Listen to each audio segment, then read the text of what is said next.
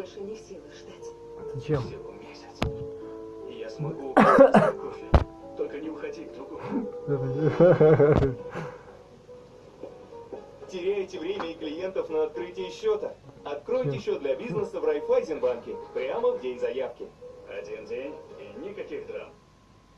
Подарки для себя и своих любимых в Gubaev Jewelry. Выбирайте украшения на 4000 рублей. Оплатите только 2. Сияйте с Кари. I have been absolutely clear and consistent. The United States is prepared no matter what happens. We are ready with diplomacy, to engage in diplomacy with Russia, and our allies and partners to improve stability and security in Europe as a whole. And we are ready to respond decisively to Russian attack on Ukraine, which is still very much a possibility. For all the events of the last few weeks and months, this has been our approach, and it remains our approach now. So today I want to speak to the American people about the situation on the ground, the steps we've taken, the actions we're prepared to take, and what's at stake for us and the world, and how this may impact on us here at home. For weeks now, together with our allies and partners, my administration has engaged in non-stop diplomacy. This weekend I spoke again with President Putin to make clear that we are ready to keep pursuing high-level diplomacy, to reach written understandings among Russia, the United States, and the nations of Europe to address legitimate security concerns, if that's his wish. Their security concerns and ours. President Putin and I agreed that our team should continue to engage toward this end, along with our European allies and partners. Yesterday, the Russian government publicly proposed to continue the diplomacy. I agree. We should give the diplomacy every chance to succeed. And I believe there are real ways to address our respective security concerns. The United States has put on the table concrete ideas to establish a security environment in Europe. We're proposing new arms control measures, new transparency measures, new strategic stability measures. These measures would apply to all parties, NATO and Russia alike. We're willing to make practical result-oriented steps that can advance our common security. We will not sacrifice basic principles, though. Nations have a right to sovereignty and territorial integrity. They have the freedom to set their own course and choose with whom they will associate. But that still leaves plenty of room for diplomacy and for de-escalation. That's the best way forward for all parties in our view. We'll continue our diplomatic efforts in close consultation with our allies and our partners. As long as there is hope of diplomatic resolution that prevents the use of force and avoids incredible human suffering that would follow, we will pursue it. The Russian Defense Minister reported today that some military units are leaving their positions near Ukraine. That would be good, but we have not yet verified that. We have not yet verified the Russian military units are returning to their home bases. Indeed, our analysts indicate that they remain very much in a threatening position. And the fact remains, right now, Russia has more than 150,000 troops encircling Ukraine and Belarus and along Ukraine's border. An invasion remains distinctly possible. That's why I've asked several times that all Americans in Ukraine leave now before it's too late to leave safely. It is why we have temporarily relocated our embassy from Kyiv to Lviv in western Ukraine, approaching the Polish border. And we've been transparent with the American people and with the world about Russia's plans and the seriousness of the situation so that everyone can see for themselves what is happening. We've shared what we know and what we're doing about it. Let me be equally clear about what we are not doing. The United States and NATO are not a threat to Russia. Ukraine is not threatening Russia. Neither the U.S. nor NATO have missiles in Ukraine. We do not have plans to put them there as well. We're not targeting the people of Russia. We do not seek to destabilize Russia. To the citizens of Russia, you are not our enemy. and I do not believe you want a bloody, destructive war against Ukraine, a country and a people with whom you share such deep ties of family, history, and culture. 77 years ago, our people fought and sacrificed side by side to end the worst war in history. World War II was a war of necessity. But if Russia attacks Ukraine, it would be a war of choice, or a war without cause or reason. I say these things not to provoke, but to speak the truth, because the truth matters. Accountability matters. If Russia does invade in the days and weeks ahead, the human cost for Ukraine will be immense. And the strategic cost for Russia will also be immense.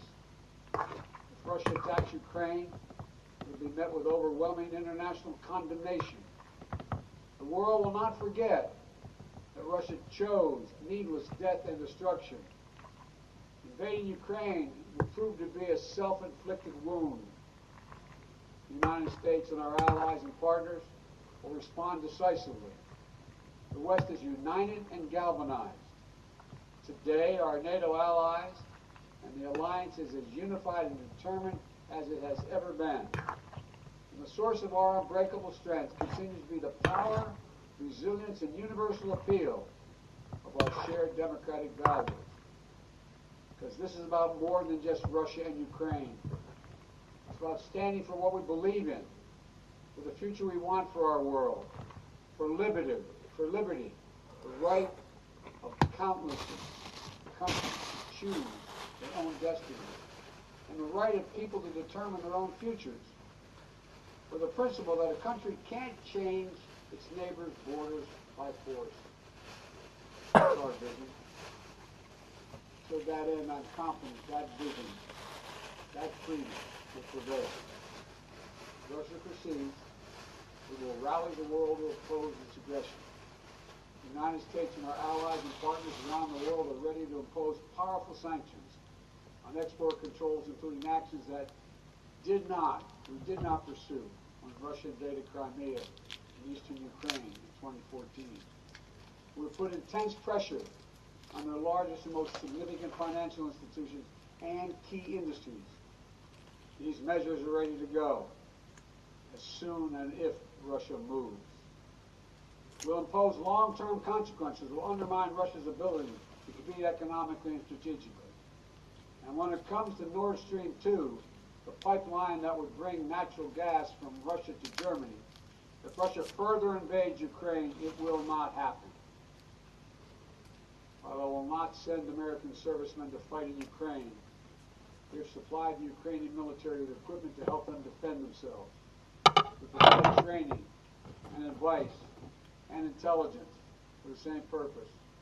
And make no mistake, the United States will defend every inch of NATO territory with the full force of American power. An attack against one NATO country is an attack against all of us. The United States' commitment to Article 5 is sacrosanct. Already, in response to Russia's buildup of troops, I've sent additional U.S. forces to bolster NATO's eastern flank. Several of our allies have also announced they will add forces and capabilities to ensure deterrence and defense along NATO's eastern flank. We will also continue to conduct military exercises with our allies and partners to enhance defensive readiness. And if Russia invades, we will take further steps to reinforce our presence in NATO, reassure us for our allies, and deter further aggression. To be clear, if Russia decides to invade, that would also have consequences here at home. But the American people understand that defending democracy and liberty is never without cost. This is a cause that unites Republicans and Democrats. And I want to thank the leaders and members of Congress of both parties who have forcefully spoken out in defense of our most basic, most bipartisan, most American principles. I will not pretend this will be painless. There could be impact on our energy prices. So we are taking active steps to alleviate the pressure on our own energy markets and offset raising prices. We're coordinating with major energy consumers and producers. We're prepared to deploy all the tools and authority at our disposal to provide relief at the gas pump. And I'll work with Congress on additional measures to help protect consumers and address the impact of prices at the pump. We are not seeking direct confrontation with Russia, but I've been clear that if Russia targets Americans in Ukraine, we will respond forcefully. If Russia attacks the United States or our allies through asymmetric means, like disruptive cyber attacks against our companies or critical infrastructure, we are prepared to respond. We're moving in lockstep with our NATO allies and partners to deepen our collective defense against threats in cyberspace. Two paths are still open. For the sake of historic responsibility, Russia and the United States share for global stability, for the sake of our common future, to choose diplomacy. But let there be no doubt. If Russia commits this breach by invading Ukraine, responsible nations around the world will not hesitate to respond. We do not stand for freedom where it is at risk today. Will surely pay a steeper price tomorrow. Thank you. Keep you informed.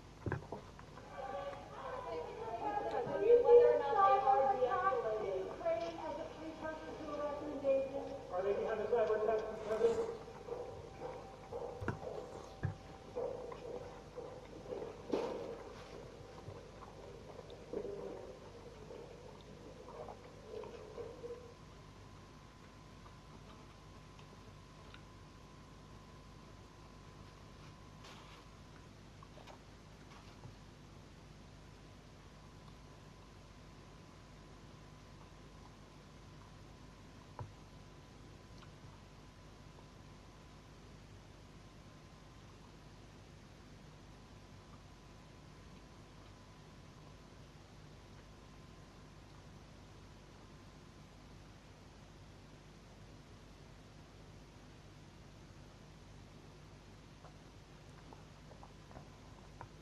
Мечтаете познать свое предназначение и уготованный вам путь, у вас хорошо развита интуиция, вы чувствуете людей и можете предугадывать события, ощущаете в себе силу и уникальные способности, но не знаете, как их использовать в жизни. На самом деле развитие экстрасенсорной способности — усилить интуицию, понять предназначение, научиться помогать людям. Вам помогут проверенные инструменты.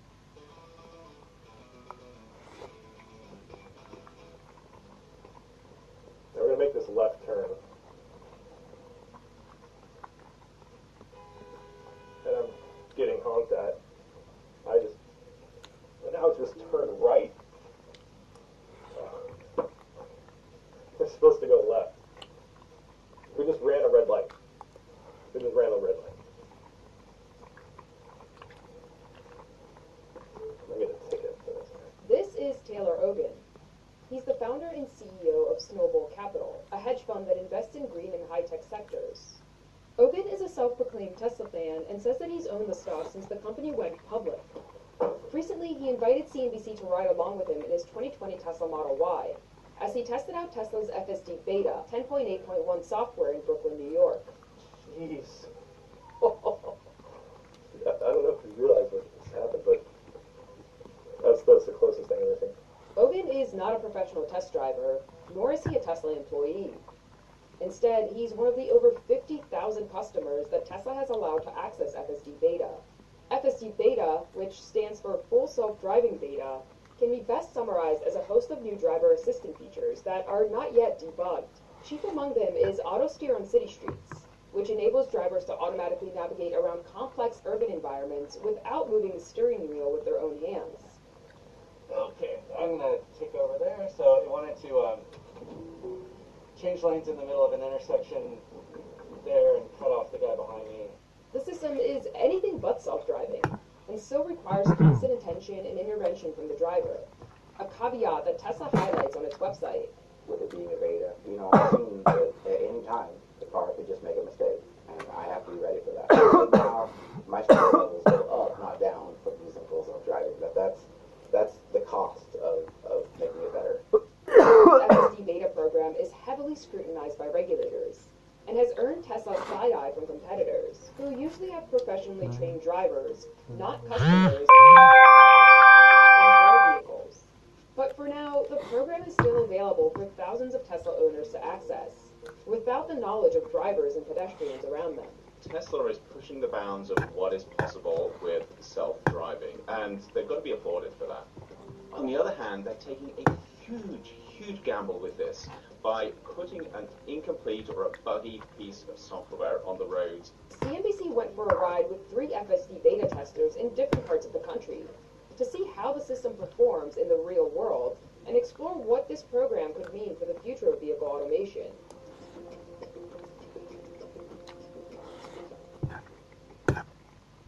Before we get into our ride-alongs, it's important to understand what FSD beta can and can't do. The way that Tesla markets its driver assistance packages has historically been confusing.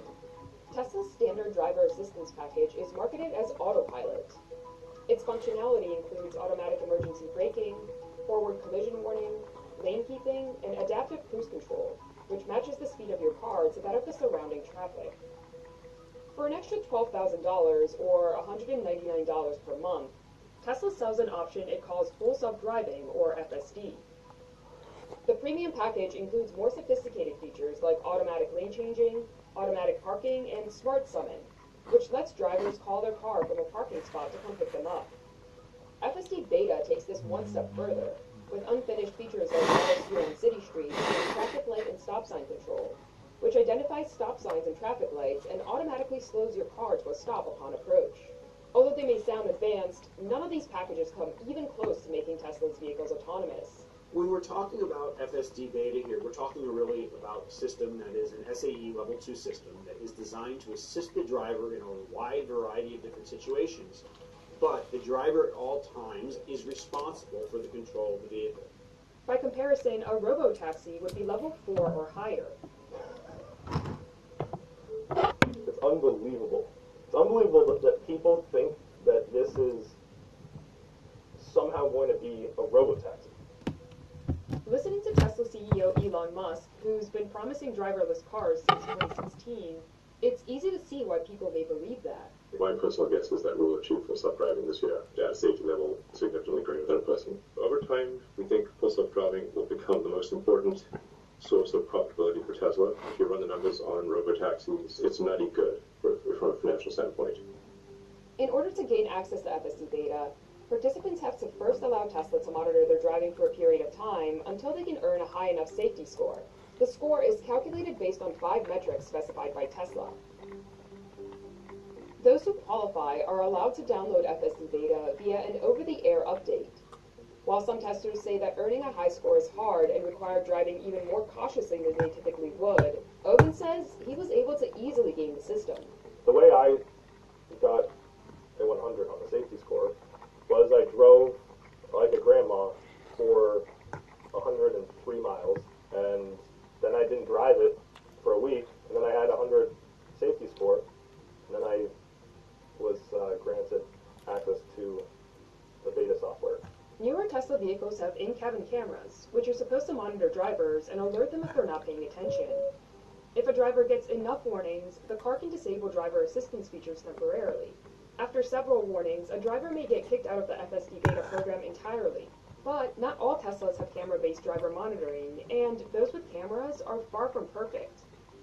Kelly Funkhauser's been testing Tesla's Autopilot and FSD Beta on a closed route for Consumer Reports, and says that a lot of the time, Tesla's driver monitoring systems simply didn't work. In our testing, we weren't able to really get that camera to be sufficient for, monitoring attention, because we could cover it and the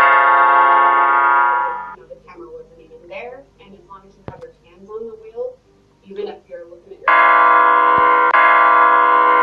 you'd never get any of those warnings. When Tesla claimed messages blocked, any of Are you really in control and expose the XL risk register for you?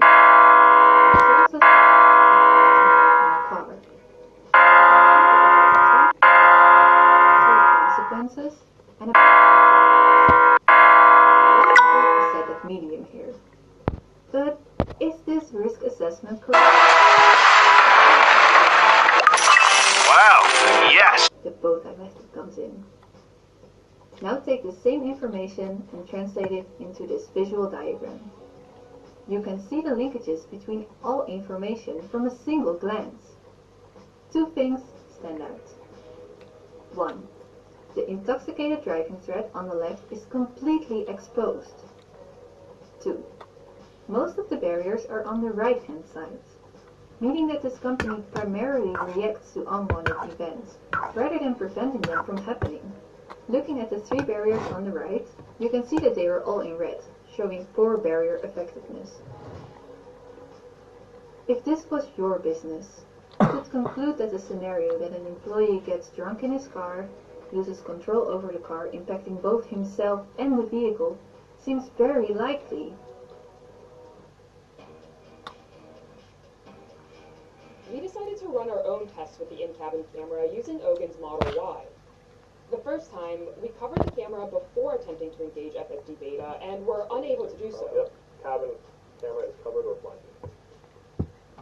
When we covered the camera after FSD beta was already engaged, we were able to drive for about a block before the system turned off and gave us a strike. During our drive in Brooklyn, FSD beta struggled with pedestrians. Here's a pedestrian. We have the right of way. We have green. And look at that. It just slammed on it. She wasn't crossing. She was waiting to cross.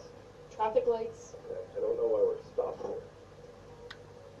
And now we just missed the light. Sorry, yeah, this woman's laughing at me. We can't help but laugh. And complex intersections. Doesn't want to go. There's a bus behind us. Or it's just not going. Now it's creeping. Nope. Now it's trying to go right. We're in the middle of an 8-way intersection. Just stuck in the middle. So of course I have to take over. At one point during the drive, Ogun restarted the system and was able to engage FSD even with the screen still black. Yeah. The screen is black. And the car is driving itself. I have no idea what it can see. I don't know if it's engaged or not.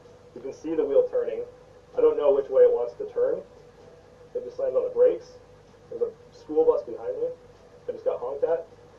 Look at that.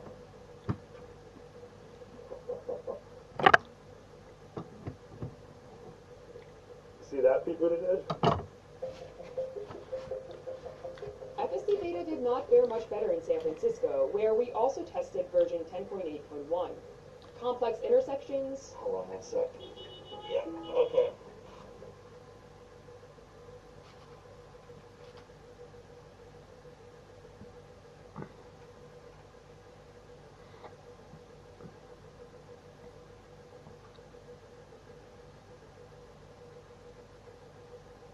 О, закажи Линде. Большой выбор подарков на 23 февраля со скидкой до 60%. Ты меня не напугаешь? Эта работа слишком опасна.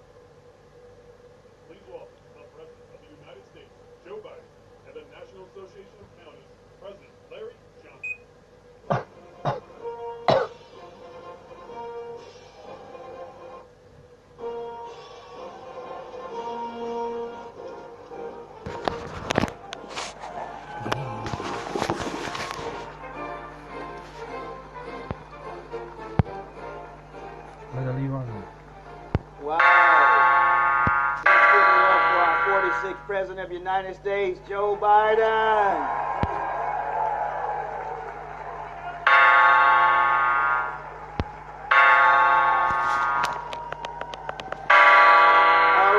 All right. Thank you all so much. He began his public service career Delaware Council. He's community and has a human service heart. Government.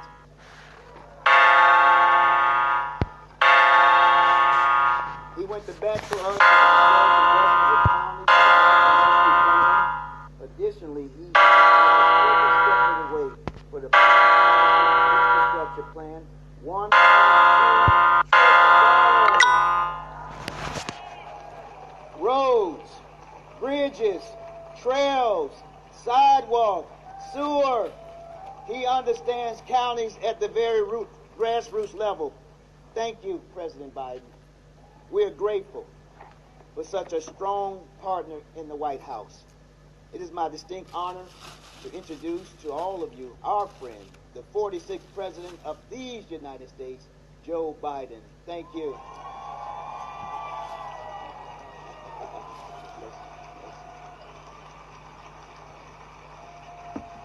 Thank you, thank you, thank you.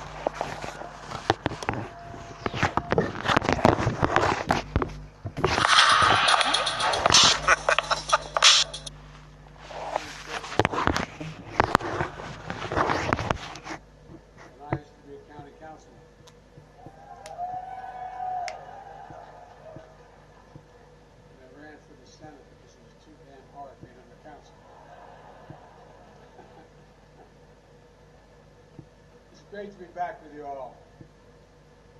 Commissioner Larry Johnson, DeKalb County, Georgia, thank you for your leadership.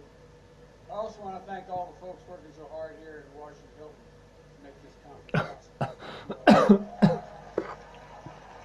And you want to know how seriously I take the role you play on the front lines in this country. Just look at who I asked to come with you. You said you wanted to know what's going on in the administration.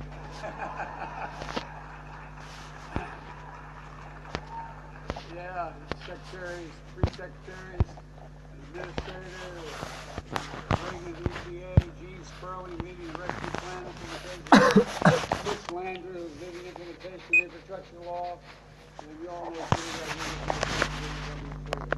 and along with a number of other key deputies. Look, I want to recognize my home county executive, Matt Myers, so I can go back home. Matt, thank you. Thank you. Matt's doing one heck of a job, and I'm sure he's told you the story of my time in the county council. You know, I don't know about you all, but commissioner, councilman, whichever your title is, you knock on the door and say, my name is Joe Biden, I'm a candidate for the county council. They look at you like, okay. And you're wondering what the county council does, aren't you? Well, it affects their lives more than anybody else's. I know it really does. You're involved in everything. When a constituent called, she said I represented we have one county that has 60% of the state's population, and we had 6 councilmen. So a councilman's district was 7 times bigger than a House member, and in the state House, and 3 times bigger than a state senator. And I represented a middle-class district to a working-class district, but there was one very wealthy neighborhood. And I got a call one night. A woman said to me, obviously not of the same persuasion as I was politically, called me and said, there's a dead dog on my lawn. And I said, yes, ma'am. I said, then you call the county? He said, yes, they're not here.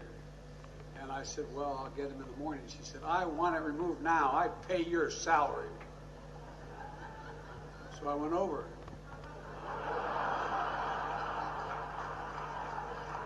I picked it up. She said, I want it out of my front yard. I put it on her doorstep. But I've got much better since then. So know from personal experience how hard the job you have is. People people having a phone or, you know, or not afraid to use that phone. I used to give out my phone number. Can't do that anymore. They don't even allow me to have a phone anymore. But I also know you work often on the basis of what other people, when they've lost faith, they have faith, they lose faith in government. You're there. You represent the front lines of public service. It's not hyperbole. That's why I was elected. One of the first calls I made was to your board of directors. And I reminded Judge Gary Moore, your past president, that this administration includes the president and vice president, who are both former county officials. And I promise I'll always have you as a partner with us. Partnership is critical when we pass the American Rescue Plan, most significant investment in the country's local governments in American history. I also inherited a tough situation in 2020, but after an incredibly difficult year, local and state governments have added 448,000 new jobs in 2021, the strongest growth in 20 years.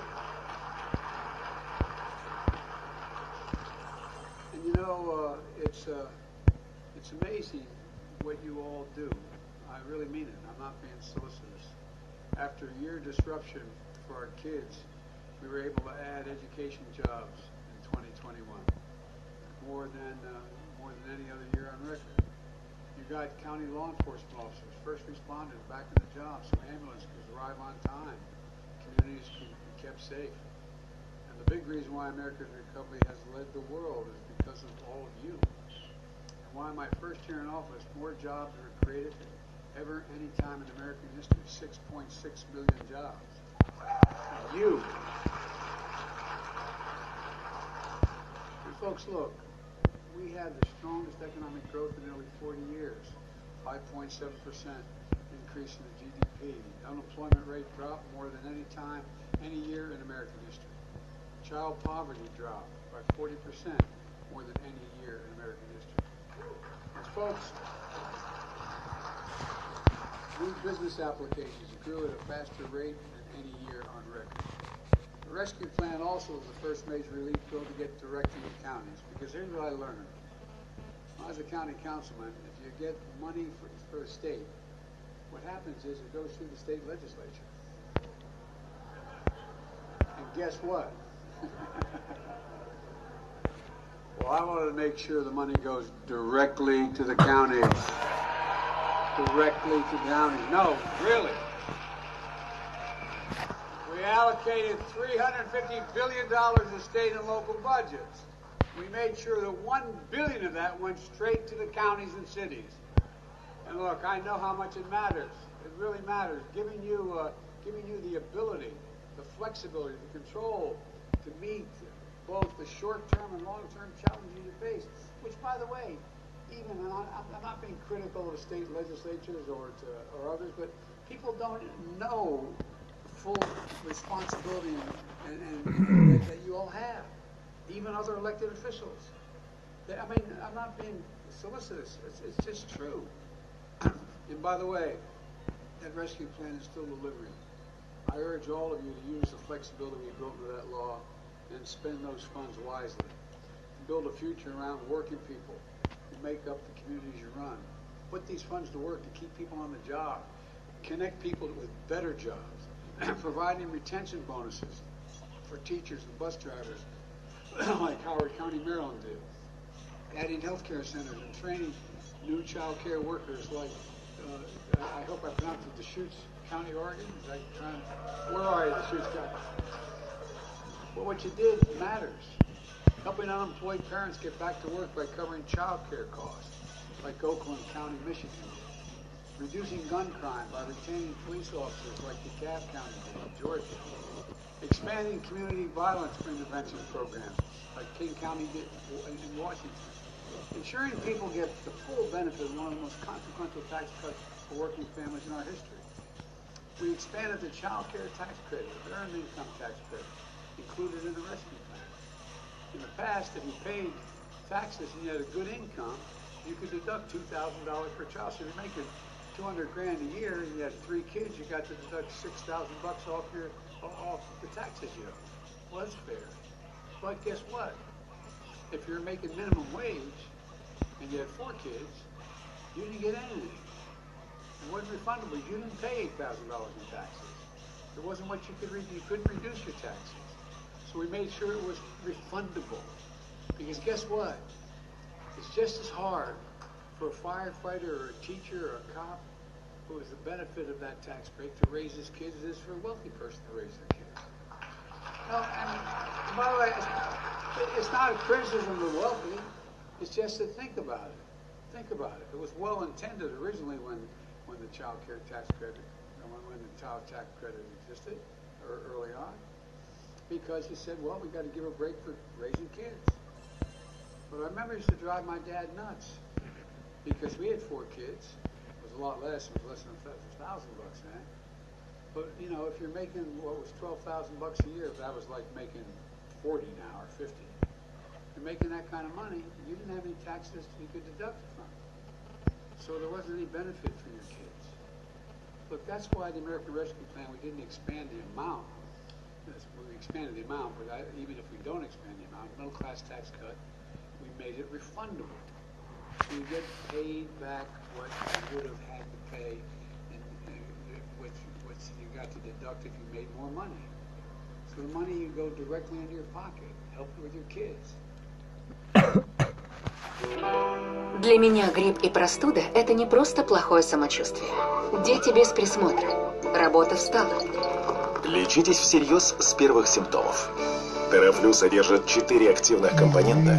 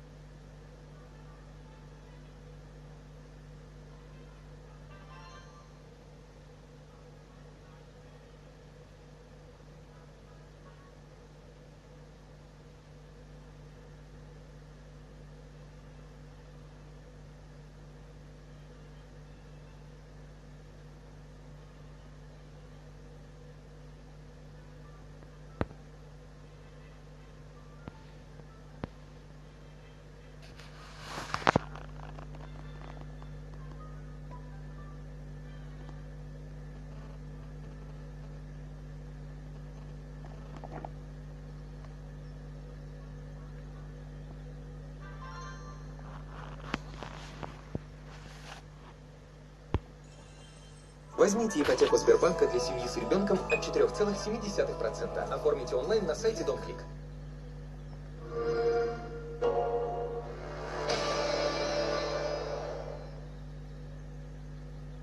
Sometimes requires you to purchase internet service from one source. And today the FCC voted on a bipartisan unanimous basis to crack down on exclusivity agreements between landlords and internet providers, known as sweetheart deals, which lock tenants in apartments and office buildings into just one option for internet. That might be good for the landlord and for the internet service provider, but bad for tenants, bad for the American people, bad for people living in apartment buildings, who may have to pay more and accept lower quality service. More than a third of Americans live in apartments and condos, and many businesses operate in multi-tenant buildings like office buildings or malls. So this is a sweeping problem the FCC is starting to fix today. And second, a competition update that is relevant for our national security.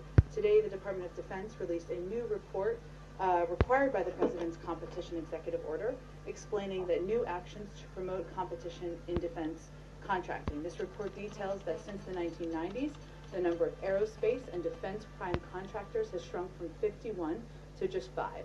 That consolidation means taxpayers have to pay more for defense services, and it threatens our national security.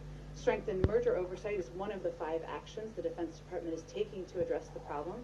We've already seen concrete progress on that front this week. On Sunday, the FTC successfully blocked Lockheed Martin's $4 billion attempt to acquire Aerojet, a proposed mega merger of major defense suppliers.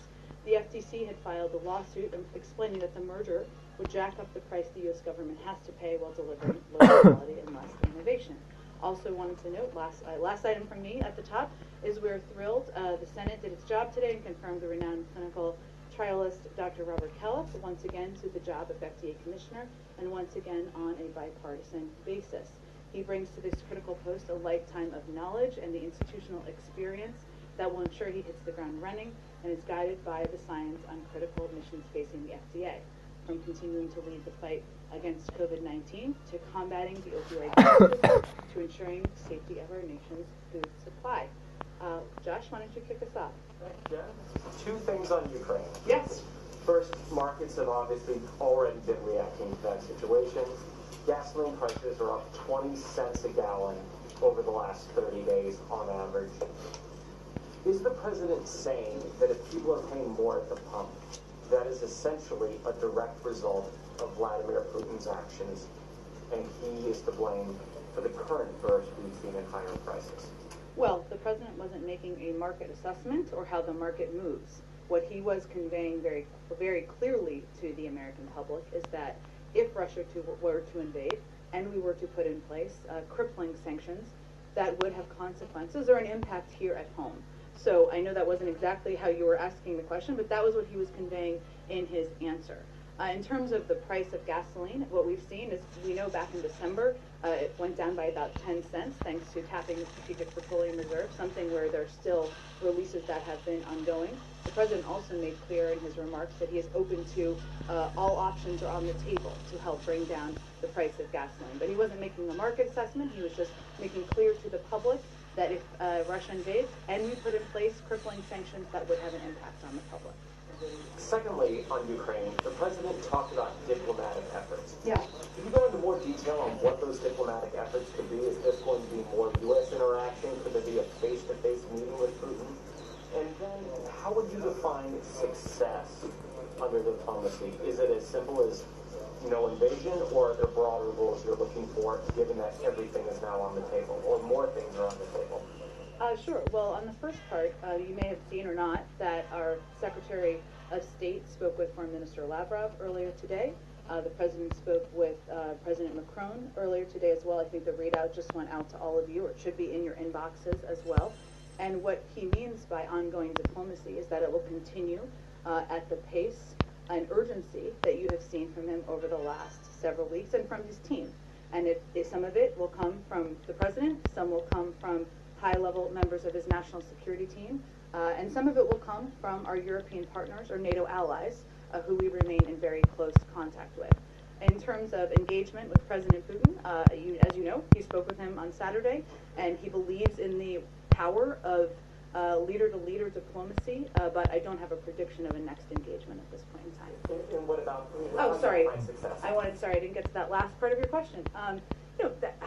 We define success is, I think, how a lot of our European partners and NATO allies would define it, which would be a de-escalation, a proven de-escalation at the border of Ukraine, where the Russians are pulling back their troops, where they are making clear to the global community, to the media, to the public, that they are not invading Ukraine and backing that up with actions. I think, Jim, following up on this energy question, in terms of the impact on our energy, which the President mentioned, and then the consequences here at home, what should Americans be prepared for? Worst case scenario, what should they expect if this happens? Well, I think what the President was touching on was the fact that if Russia decides to invade, there could be consequences here at home, and that could have an impact on energy prices, which could have an impact on prices at the gas pump. And while we're taking active steps to alleviate the pressure on our own energy markets, and every option is on the table to offset rising prices. As you saw the President act last fall, a range of options remain on the table. He also wanted to be very clear and direct with the American people about what the impact could be, and the fact that in his view, defending democracy and liberty is never without cost, but we need to convey to the American people exactly what that could look like. One more on Russia. If President Putin decides not to invade, does President Biden consider that a victory? I think the global community would consider that a victory. But again, I think what the President's view is, and what the National Security Team's view is that this is ultimately up to President Putin. And every step we've taken up to date over the last weeks and even months to coordinate with our NATO allies, to stay in close touch with leaders in Congress and members about what our plans are, to put together a crippling sanctions package. What we are doing is we're presenting the choice to President Putin. He ultimately is going to decide which path he chooses. Go ahead. Jen, I just wanted to close the loop on a few things. So the Ukraine has been experiencing a number of cyber attacks today. A number of its banks were affected. The defense ministry was affected. Has the United States attributed those attacks to Russia? I don't have anything on the attribution at this point in time. I know there have been a range of reports. What I can say is that we have been in touch with the Ukrainians, our allies and partners, working with them to deter and respond to malicious cyber activity. We have also been warning for weeks and months, both in our engagements with the Ukrainians as well as our European partners, about the potential for Russia to conduct cyber operations in Ukraine, but I don't have anything more specific on attribution at this point. Okay, and just, kind of moving a little bit into the realm of the hypothetical, there are a lot of steps that... Oh, boy. I know. There are a lot of steps that Russia could take that are short of an invasion, but that are still, aggressive. Yeah. Including cyber, including there's this step that Congress has taken on recognizing these breakaway regions in Ukraine as being, separatist, legitimately as separatist regions. Would the U.S. respond to any things like that with sanctions as you would to, an actual invasion? We have conveyed before, and I'll reiterate now, that we would be prepared to respond with a range of malicious activities or actions that the Russians were to take. One more thing, I know that you said that there's very little daylight with you and European allies on this issue. The German Chancellor said today that Ukraine joining NATO is simply not on the table. It's not on an agenda item right now. Is that how you would characterize it from the White House?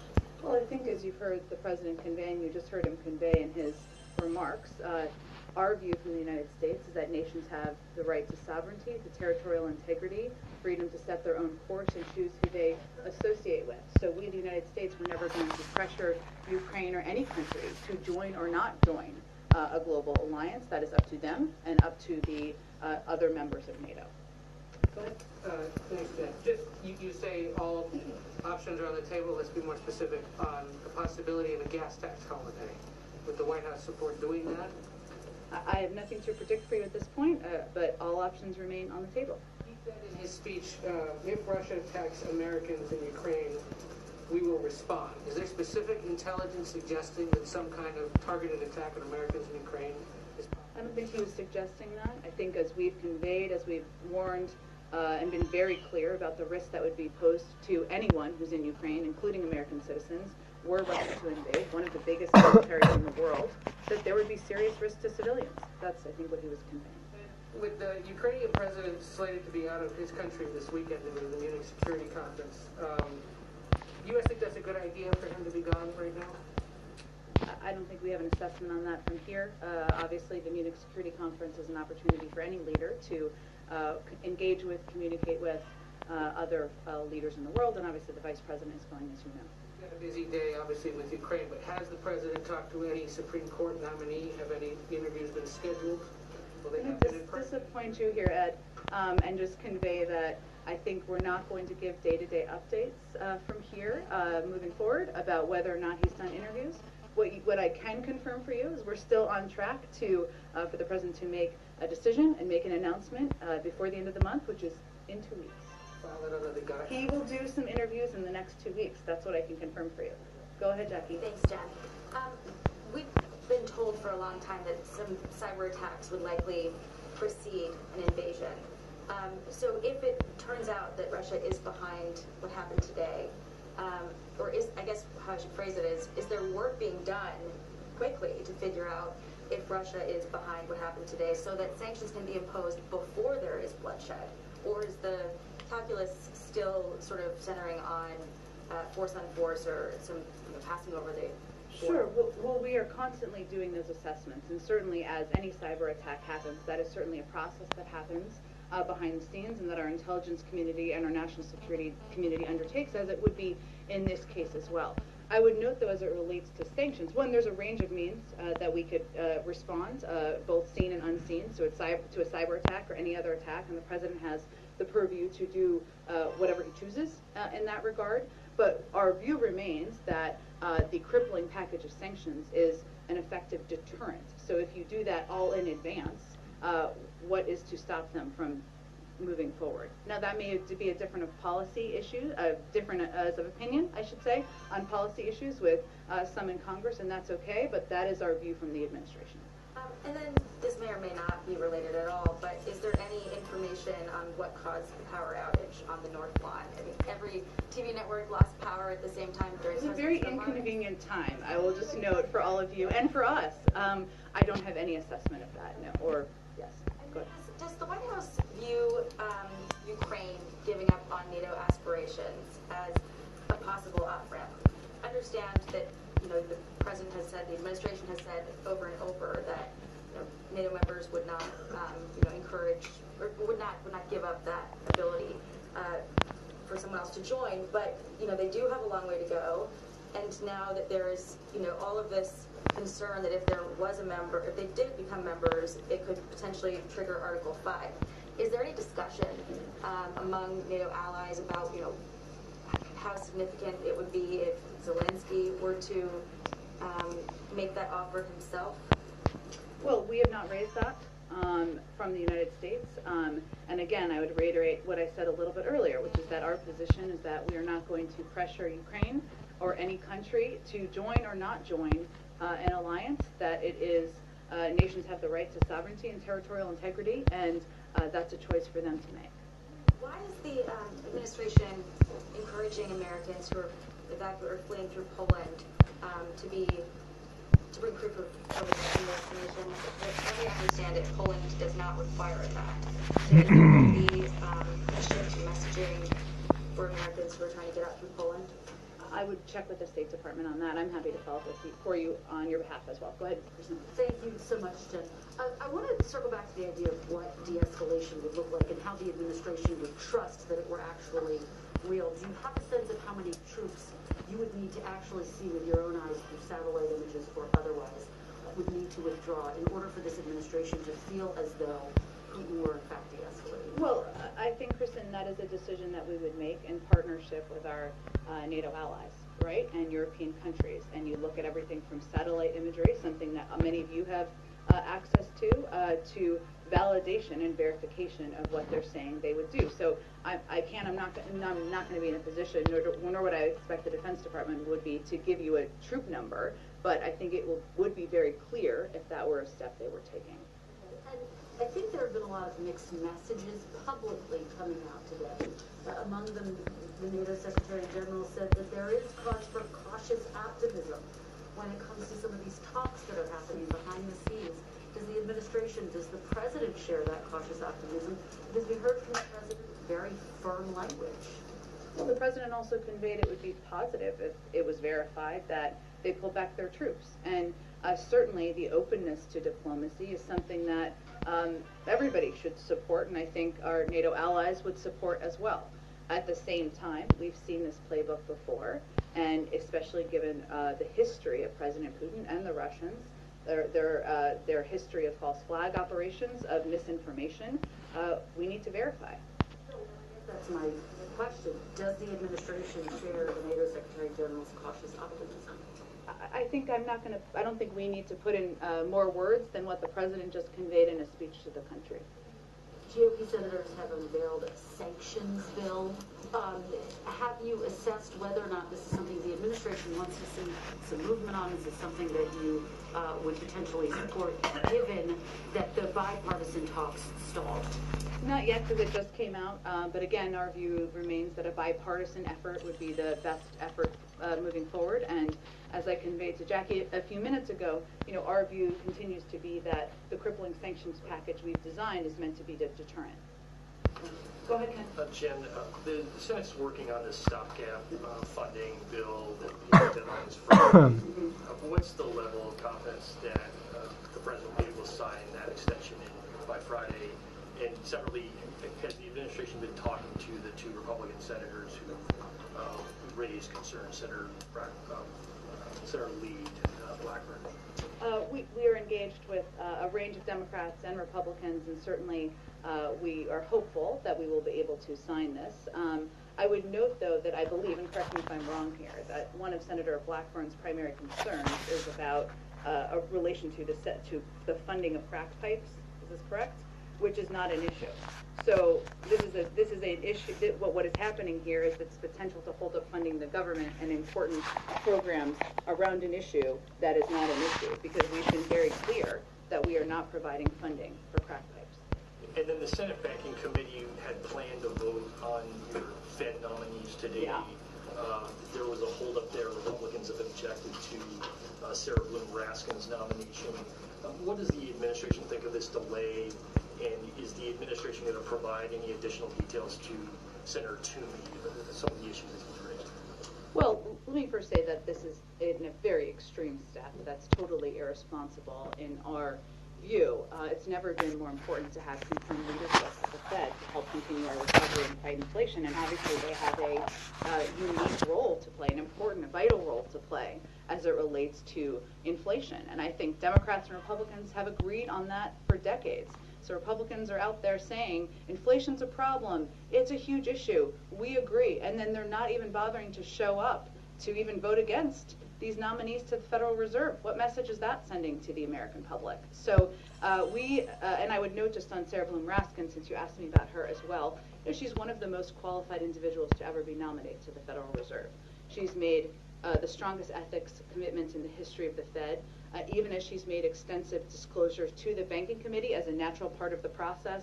Senator Toomey has continued to promote false allegations that have already been shot down by ethics experts, the Kansas City Fed, the founder of the Reserve Trust, and Sarah Bloom Raskin herself. So we're going to continue to work with Chairman Brown on a path forward and look forward to the Banking Committee eventually holding a vote to confirm these 5 nominees. Go ahead. Is there any entertaining of other options if it stalls in committee? There appears to be some question about whether the Senate as a whole can advance these nominations. Is that something you're exploring, or is that something that you don't think you have the power to do? You mean in terms of different legislative processes or different? Speculation that the full Senate could sort of skip the committee vote if it stalls out and bring them forward. Sure. Do you believe that the Senate has that power, or does it have to go through committee? Our focus right now is on working with Chairman Brown on moving these nominees through the committee. Can I ask also on COVID funding? HHS briefed Congress this week requesting about $30 billion in funding. Can you give us a sense of A, from that, B, what in particular do you need this funding for, and has the existing funding been allocated? Sure. So briefing today or this afternoon was a part of our regular conversations with Congress about various resource needs, including what is needed for COVID response. This is important because while we continue to have sufficient funds to respond to the current Omicron surge in the coming weeks, our goal has always been to ensure that we are well prepared to stay ahead of the virus. So we've been in these ongoing conversations about what those needs might look like, and this was a part of that effort. In terms of funds that have been allocated or spent, more than 90%, so available rescue plan funds, which is where the funding has come from to date, have been obligated or allocated. 90% of that has been for purchases of vaccines and therapeutics, vaccine distribution efforts that have gotten shots and arms testing, including for schools and at other high-need locations. Resources from the rescue plan and prior COVID response bills have enabled us to respond forcefully to Delta and Omicron surges. And what we're trying to do now is stay ahead and stay in contact with Congress about what those needs might look like. Secretary Blinken said yesterday that the U.S. is not on pace right now to meet the president's goal, the WHO goal, of vaccinating 70% of the world by later this year. Is any of this funding aimed at jumpstarting global vaccination efforts? And can you talk a little bit about why you're not on pace? Is it, for instance, a supply problem, or is it a problem with what Secretary Blinken called last mile type stuff, getting shots in arms before letting into the call? That is an undervalued part of it, I should say, so I thank you for raising that part of it. So right now we've shipped over around 440 million doses and are continuing to aggressively share around 10 million doses a week to the world, free of charge. We're the first country to buy doses for the sole purpose of sharing them with the world. We also bought, as you know, 1 billion doses. And Secretary Blinken, I think, made those comments in part because he wants to rally the world to do more. But a big part of our effort right now, and where we have seen challenge, is turning vaccines into vaccination, which means working closely with our partners on the ground and dealing with hyper-local issues countries may be facing to increase vaccination. And this is a big part of the focus of Ambassador Power and USAID's Global Vaccination Initiative. But part of it is that shots in arms component. Have they started deferring their U.S. donations because the capacity is the problem more than the supply? There have been moments, yes, where countries are not able to receive the doses that we're able to provide. Go ahead. Thank you. Creating a gas tax holiday takes legislation. Yeah. And I'm wondering, what are other things that the president can do on his own to mitigate gas price hike because of Ukrainian conflict? What else can he do by himself? And in terms of releasing oil from the SPR, have you made a determination of how much cost rise that would offset? In other words, what good does it do? Yeah. Sure, that's a good question, and those are assessments that our economic team is constantly, of course, making. We did see even the anticipation of the release back in December helped lower the price by about 10 cents, but those assessments are constantly being made. In terms of, without a decision being made, which I know you're not asking, but just to be clear, there are steps the president has taken in the past, obviously tapping the Strategic Petroleum Reserve. He has also engaged, we have engaged with reducing countries around the world. That's something we will continue to do because clearly we need to ensure that the supply out in the global market is meeting the demand. And obviously, correct, yes, and that's been a part of our effort, even as we anticipate what impact there could be from an invasion. So, as you know, there's obviously a difference between natural gas shortages and the impact on home heating, which is largely a regional issue, but we have been still, in Europe, but we've been still working with partners on that as well, but also on the supply of gas out in the market. Oil, I should say, for gas. So go ahead. The president said the invasion remains distinctly possible. Yeah. Some senior administration officials said a couple days ago that as soon as this week. Is that still the timeline, or has anything shifted based on the kind of mixed messages of the last couple days? We don't have any new assessments. As I think you heard the president say, there's a distinct possibility, but we don't have a new assessment of a decision. And then I know there have been internal discussions about giving a speech like the one the president gave today for some time. Why today? And then the intent behind it. Obviously, it seemed to be looking to get a multiple audiences to deliver specific messages to them. So why today, and why that range of messages? You know, Phil, I mean, you all have been covering this very closely, the potential of an invasion, our diplomatic engagements, and there's no question the American people have been consuming what you have been reporting. But I think we felt, and the President felt, it was important to be very clear and direct with the American people about what the impact could be on them, what the consequences would be, what our values are, and why it is important to stand by not just the territorial integrity and sovereignty of a country, but also stand among our allies and partners around the world. So it was very important to him to lay out very clearly what's the steps we've taken, the actions we're prepared to take, what's at stake for the United States and the world, and how this will impact us here at home. In terms of why today, it wasn't based on, obviously, as you saw, a desire to put out new policy or based on something new internally. It was just the President's interest in feeling it was time to speak directly to the American people about all of those issues. And just last one on the first point that you made there. Is there concern either by the President or the White House that perhaps the understanding or support for kind of traditional Western alliances that have been a pillar of the last 8 years is waning or doesn't exist to the degree that it used to? I think Phil did.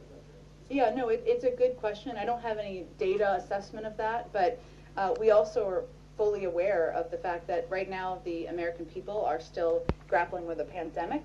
They're grappling with rising costs, two big issues the President speaks to quite frequently.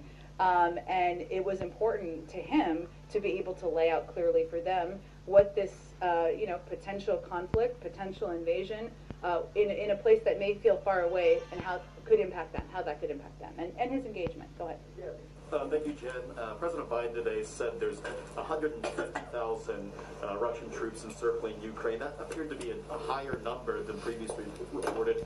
I think 130,000 is how most recently we've seen it characterized. So is the President confirming an actual escalation of Russian troops, or why did he present a new number there? Well, I think over the last dozen days or so, we've seen a dramatic acceleration and buildup of troops. And so the President said in his remarks very carefully, it's encircling Ukraine on the border and also in Belarus. And so I think he felt it was important to give an assessment of where things stand. Secondly, regarding a gas tax holiday, you said, quote, all options remain on the table. There is right now a bill from Senate Democrats that would institute a suspension of the gas tax for the rest of the year. Does the White House support that specific bill? We haven't made any decision about additional steps at this point in time. Go ahead. Thanks, Jen. Two questions. As you mentioned earlier, Vice President Harris is headed to the Munich Security Conference this week. Does the President plan to also send Secretary Blinken? And if so, would a last-minute addition suggest a different or perhaps reduced or more limited role for Vice President Harris at that conference? I don't think there's any plans to limit or reduce the Vice President's role at the Munich Security Conference or at the global stage. On a global stage, she's going to give a speech while she's there, and she is a vital and important representative for the United States and our values and our intentions at this point in the world. But in terms of plans for Secretary Blinken to attend or not, I can check with the State Department and see.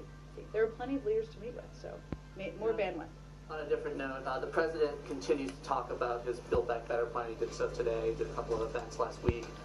What is the White House expectation at this point about the future of that plan? Is there any evidence of any sort of forward movement, forward progress, even on a pared back version of that? There doesn't seem to be a lot of optimism or action right now on Capitol Hill, but can you talk about what the White House expectation is for that and why the President continues to bring this up?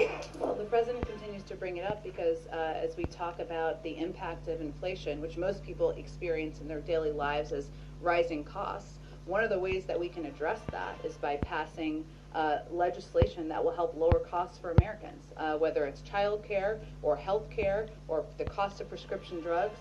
And we can do that and fully pay for it by making the tax system more fair. So what is encouraging to the President is that there is broad support for lowering costs for the American people in all of those categories and for making the tax system more fair. And we are continuing to work in lockstep and in partnership with a range of senators, and they're having their own discussions about moving these efforts forward. Go ahead. Thank you very much, Jen.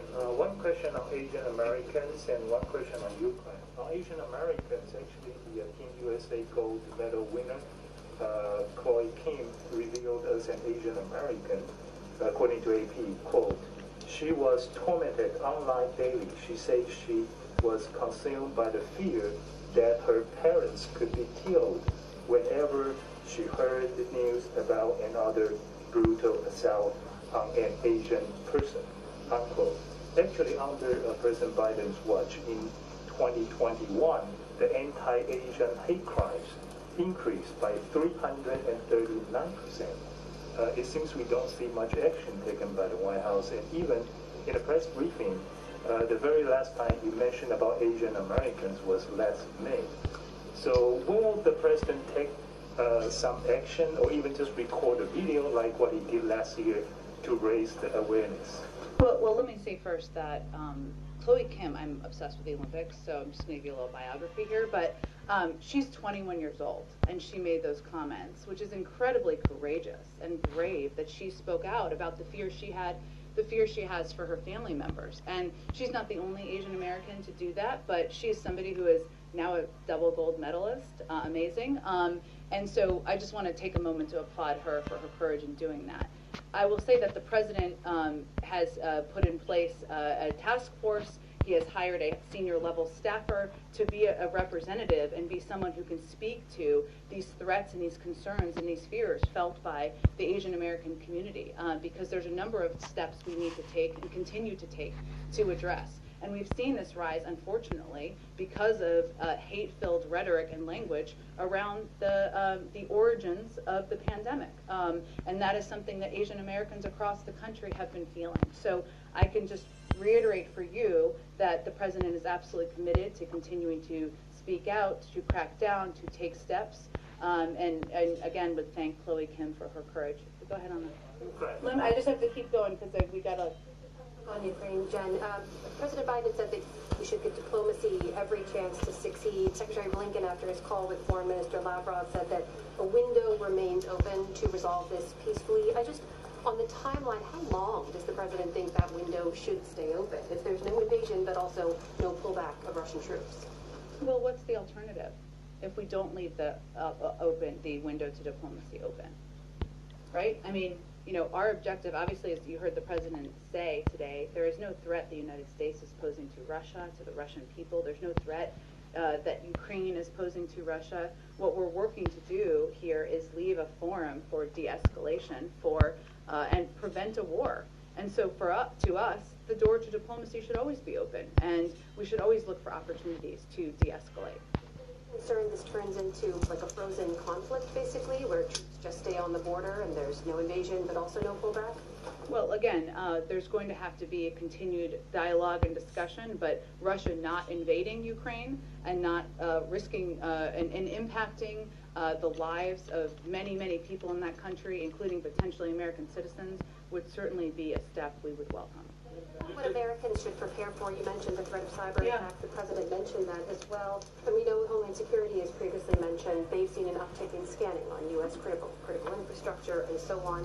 Should Americans be prepared for a potential Russian cyber attack on critical U.S. infrastructure or other networks? Well, I would say even before we've been discussing the buildup of troops at the border, and even before we've been discussing the bellicose rhetoric, we have seen an uptick in cyber activity by malicious actors around the world, either those living in countries or the countries themselves. And so that is something, I don't have any new threat or new warning to pose today, but that is something we have certainly been amping and increasing our focus on as a threat that's emerging, but has been the case for the last several years. Can you take the question on Africa? Yeah, 1 second, go ahead, and then I'll go to you. Jen, just this hour, lawmakers put out a bipartisan statement warning President Putin. I know you've said from the podium that the White House doesn't need Congress to pass a sanctions package to implement your own sanctions package, but wouldn't it have sent a stronger message if there had been an agreement reached? What message do you think it sends to Putin that all we got out of Congress was a statement? I think President Putin knows very clearly, because he's heard it directly from President Biden's mouth, that if he invades Ukraine, that there will be crippling sanctions, and we don't need Congress to act in order to do that. When will the president make a decision on any new energy policies to impact prices at the pump? Because even without an invasion, prices have risen beyond where they were before the emergency reserve release back in November. You're right, and the president is very focused on making sure we're doing everything we can to lower the cost for Americans in any way it hits them, whether it's prices at the pump or when you go buy a pound of meat or wherever it may be. So we're continuing to assess, and he's continuing to look at options. I don't have a prediction of any decision, though. Go ahead. I'll go to you after, Simon. Go ahead. Switching topics entirely, the president is headed later this week to Ohio. He said that he'd like to be out in communities with people frequently. How often would he like to be out there per week? What do you guys rank Every day? Well, but when he says that, what is your anticipation? Is he looking to travel 2-3 days a week? And when would we expect that to ramp up? You know, I think you can expect that to increase around the State of the Union and after. I think we are constrained by a couple of things, including the CR funding, but also the fact that there is a whole lot going on in the world. Even though he can be president anywhere, he also has a responsibility to sometimes be in the White House, or oftentimes be in the White House. But he's looking forward to getting out there more in the coming weeks. Does he have anywhere specific that he hasn't been yet, or places that he hasn't been that he feels frequently enough that he'd really like to get back to? Good question. I would venture to guess that he has probably been nearly everywhere, given he ran for president a couple times and vice president. As president, I don't have any prediction of states or readout of states that he's looking forward to going to, but I'm sure he is looking forward to traveling around the country, blue states, red states, across the gamut. Go ahead. Okay, Simon, I'll go to you. Go ahead, Simon. Okay, thank you. It's been 3 months, so if you can allow me to ask 2 questions. The president spoke with Prime Minister Abiy Ahmed of Ethiopia on January 10th. It's been almost a month now, more than a month since that call took place. And the WHO yesterday released a statement saying that they still don't have access to the Tigray region for humanitarian access because the government is not allowing them to have fuel. So is the president still interested in anything else apart from Ukraine? Of course he is. The president has to be a global leader in the world, and he is responsible for not just what's happening around the world, but also what's happening domestically. Let me give you an update or a comment from here. We're hopeful that recent steps taken by the government of Ethiopia and other actors might open a path to resolving the conflict. Over the last month, the Prime Minister has taken steps to promote dialogue, release political prisoners, and enable expanded delivery of medical supplies in the Tigray region. We continue to have serious concerns about the humanitarian situation in Ethiopia, and we are focused on working with our parties, with all parties, to end the source of the suffering, the military conflict. Go ahead, Karen. President Zelensky tomorrow is calling for a day of unity, a national holiday tomorrow in Ukraine. His message for the last couple of days, if not longer, has been "Don't panic" to Ukrainians. Does the administration have concerns that Zelensky and Ukrainian leaders have not adequately prepared the Ukrainian people for a Russian invasion? Well, I'm not going to speak to that. What I can speak to is what we feel our role and responsibility is, which is to provide a range of information about what we see at the border, what we see Russia preparing, and our assessment of what impact that could be. Every leader makes their own decision.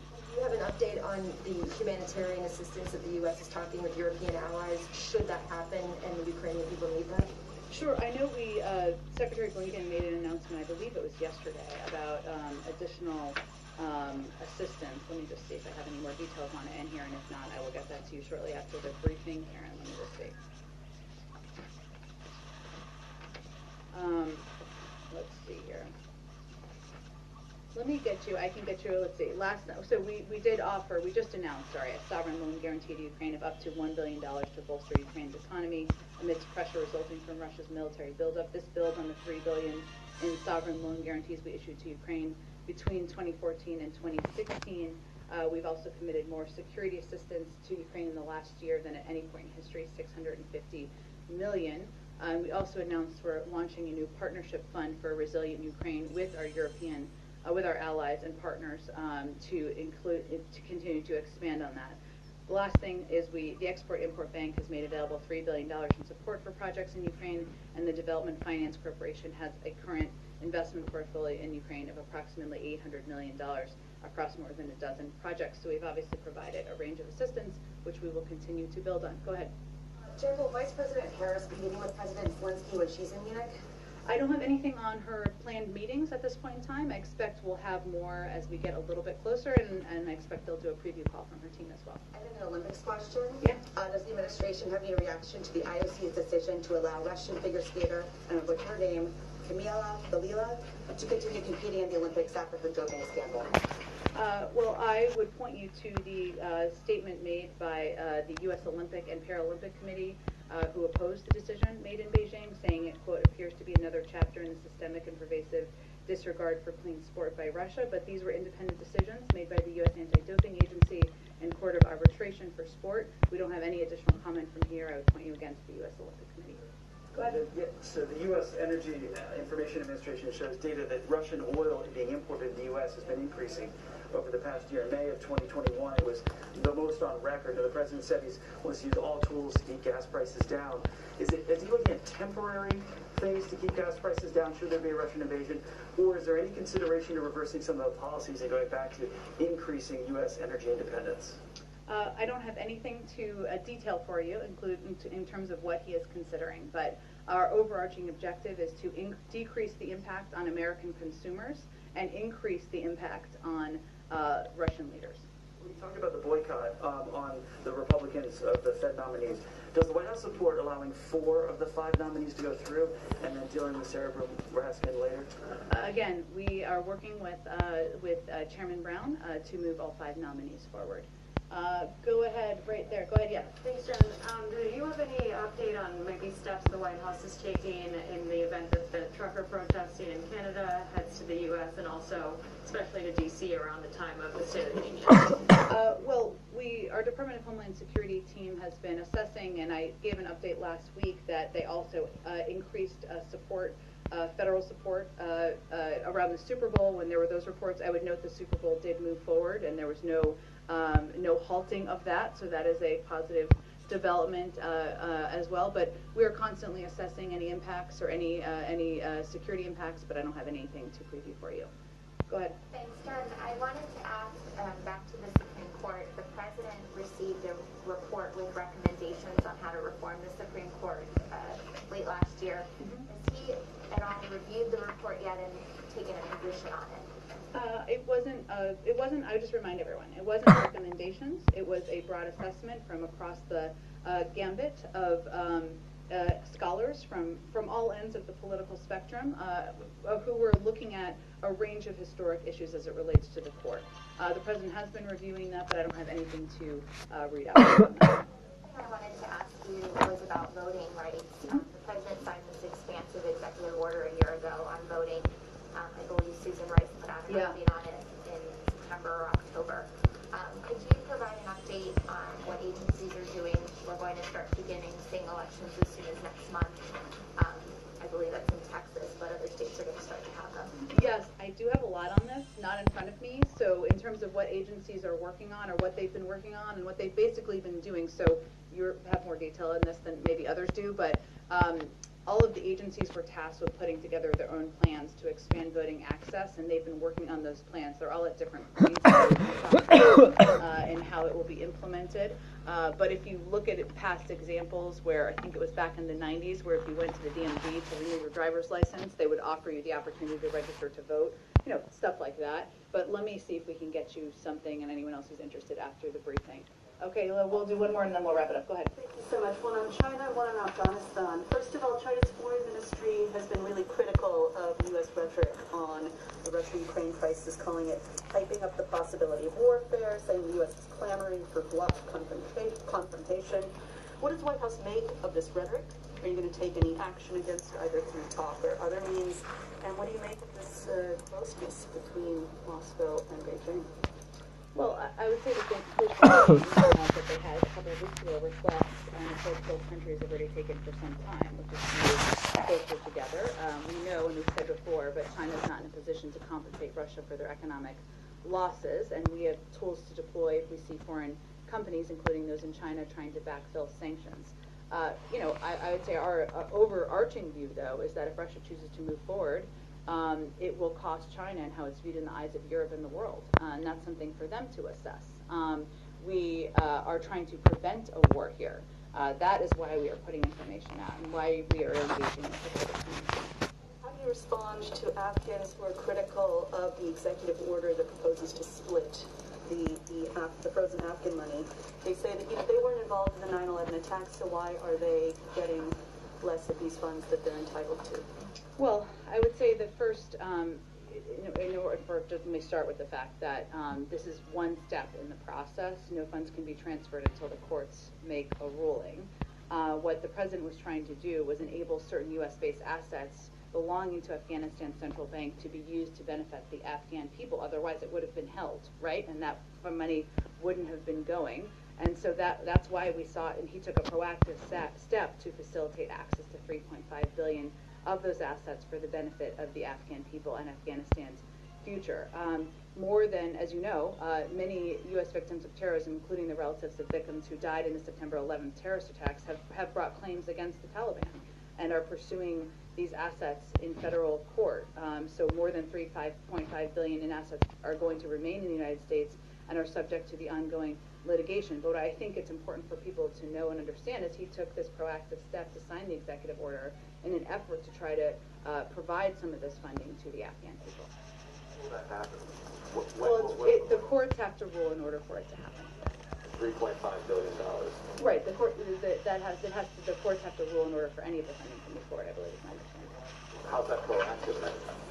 He's making clear that he believes that half of the funding should go to the Afghan people for humanitarian purposes. Thanks, everyone. With the Russian president? I think I answered that question a little